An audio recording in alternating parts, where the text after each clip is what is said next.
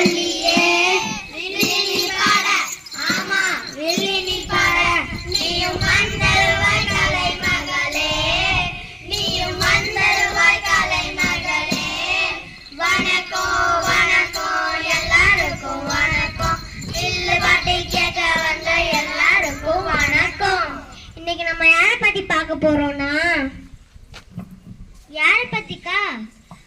கர்ம வீரர் கருப்பு காந்தி பாரத ரத்னா காமராஜர் பத்தி பேச போறோம். காமராஜர் 1903ஆம் ஆண்டு ஜூலை மாதம் 15ஆம் நாள் பிறந்தார். அவரை பத்தி தான் நம்மளுக்கு ஏற்கனவே தெரியுமேக்கா. அவரை பத்தி நம்மளுக்கு தெரியும், தெரியாததை தெரிஞ்சுப்போம். கல்விக்கு என்னக்கா பண்ணாங்க? குலக்கல்வி முறையை ஒழித்து அந்த சமயத்தில் நிதி பற்றாக்குறை காரணமாக மூடி வைத்திருந்த 6000 பள்ளிகளையும் கூடுதலாக 12000 பள்ளிகளையும் திறந்து வைத்தார்.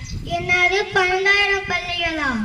ஆமா, அனைத்து கிராமங்களிலும் தொடக்கப்பள்ளி இருக்க வேண்டும் என்று திட்டமிட்டு செயல்படுத்தினார்.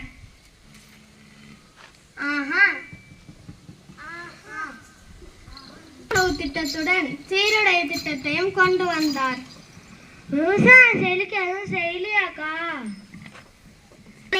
வேளாண்மை சிறக்க வைகை அணை, மணிமுத்தார் அணை, கீழ்பவானி அணை, பரம்பிக்குளம், சாத்தனூர் அணை என பல அணைகள் கட்டினார்.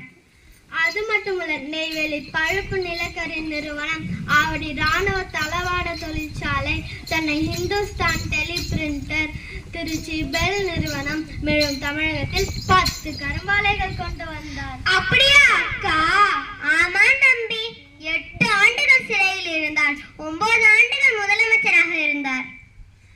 அது மட்டும் இல்ல தங்கச்சி, 2 பிரதமர்களை உருவாக்கினார். அதனால் அவருக்கு கிங் மேக்கர் என்று பெயரும் பெற்றார். கர்ம வீரர் கருப்பு காந்தி, தென்னாட்டு காந்தி, செயல் வீரர், பெருந்தலைவர், ஏழை பங்காளன் என்றெல்லாம் புகழ் பெற்றவர் நம்ம காமராஜர்.